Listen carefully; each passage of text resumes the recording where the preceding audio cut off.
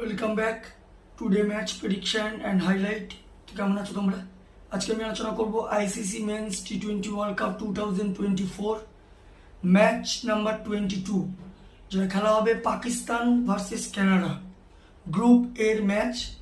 আর খেলাটা হবে আজ, যদি আমি ডেট বলি 11 জুন 2024, আজ রাত 8:08 PM খেলা।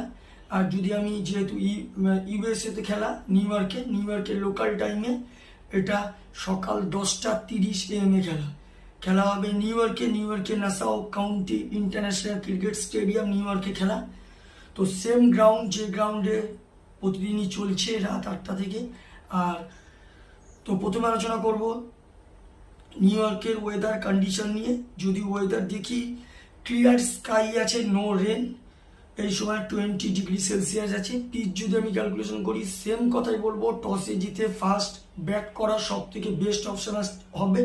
কারণ তোমরাই দেখতে পাচ্ছ 110 120 চেস করা যাচ্ছে না, লাস্ট পর্যন্ত ম্যাচ হেরে যাচ্ছে।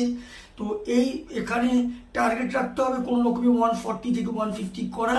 তো কোনো কারণে 120 হয়ে গেলেও সেটা ডিফেন্ডেবল স্কোর হয়ে যাচ্ছে। তো এখানে একটাই কথা বলবো, টসে জিতে ফার্স্ট ব্যাট করা উচিত। পাকিস্তানের যদি আমি প্রেডিক্টেড 11 দেখি, মোহাম্মদ রিজওয়ান, শ্যাম আয়ুব, বাবার আজম, ফাকর জামান, সাদাফ খান, ইফতেখার আহমেদ, ইমাদ ওয়াসিম ও আজম খানের মধ্যে একজন খেলবে। সাইন শাহ আফ্রিদি, নাসিম শাহ, হারিস রাফ, মোহাম্মদ আমির। কানাডার যদি আমি প্রেডিক্টেড 11 দেখি, Aaron Johnson, Navneet Dhaliwal, Pargat Singh, Dilpreet Bajwa, Nicholas Kirton, Shreyas Movva, Dillon Heyliger, Saad bin Zafar, Junaid Siddiqui, Kaleem Sana, Jeremy Gordon. দুটো টিমে আমি প্রেডিক্টেড 11 বা প্রবাবল 11 বলে দিলাম। লাস্ট ম্যাচ যদি দেখি, পাকিস্তান এখনো পর্যন্ত একটাও ম্যাচ জেতেনি। লাস্ট ম্যাচ ইন্ডিয়ার কাছে লস্ট হয়ে আছে। পাকিস্তানের লাস্ট ম্যাচ সব থেকে আশা করে মোহাম্মদ রিজওয়ান 31 রান। আর যদি বোলিং পারফর্ম দেখি, সব থেকে wicket taker economic bowler Naseem Shah 21 run দিয়ে 3 উইকেট নেয়। কানাডার যদি লাস্ট ম্যাচ দেখি, কানাডার লাস্ট ম্যাচ উইন হয়ে আছে আয়ারল্যান্ডের কাছে 12 রানে। কানাডার হয়ে লাস্ট ম্যাচ সব থেকে হাইস্ট করে নিকোলাস কিটন 49 রান।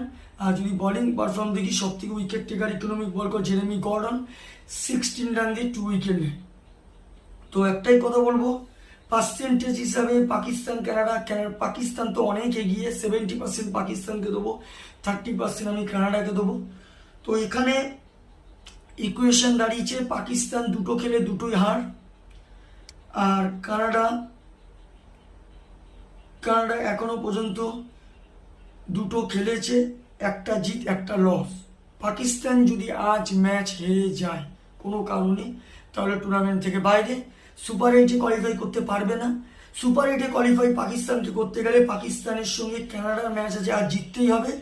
এরপর আয়ারল্যান্ডের সঙ্গে ম্যাচ আছে, ওটাও জিততে হবে। আর ইউএসএ যে টপ 2-তে আছে, ইউএসএ ইন্ডিয়ার সঙ্গে হারতে হবে আর আয়ারল্যান্ডের সঙ্গে হারতে হবে। তাহলে হয়তো পাকিস্তান কোয়ালিফাই করে যেতে পারে, না হলে এখনো পর্যন্ত ইউএসএ প্লাস পয়েন্টে আছে, পাকিস্তান মাইনাস পয়েন্টে আছে, তখন হয়তো প্লাস পয়েন্টে হতে পারে।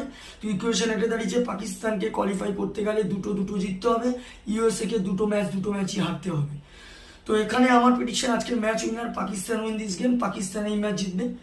টপ ফ্যান্টাসি পিক যদি দেখি, কারা এই ম্যাচে পারফর্ম করতে পারে, পাকিস্তানে যদি টপ ফ্যান্টাসি পিক দেখি, বাবার আজম, মোহাম্মদ রিজওয়ান, সাদাফ খান, মোহাম্মদ আমিরকে টপ ফ্যান্টাসি পিকের মধ্যে রাখবো। কানাডা যদি টপ ফ্যান্টাসি পিক দেখি, Navneet Dhaliwal, Aaron Johnson, Nicholas Kirton, Junaid সিদ্দিকিকে টপ ফ্যান্টাসি পিকের মধ্যে রাখবো। রানের যদি এখানে ক্যালকুলেশন করা হয়, পাকিস্তান যদি ফার্স্ট ব্যাট করে, তো আমার ক্যালকুলেশন পাকিস্তান আজ 140 প্লাস করবে, যেটা প্রায় 30 থেকে 40 রানে পাকিস্তান উইন হবে। কানাডা যদি ফার্স্ট ব্যাট করে, তো আমার ক্যালকুলেশন কানাডা 100-এর মধ্যে রেস্ট্রিক হবে, যেটা 5 কি 4 উইকেটে পাকিস্তান উইন হবে। তো ভিডিওটি ভালো লাগলে লাইক করো, শেয়ার করো, কমেন্ট করো আর সাবস্ক্রাইব করো। বাই।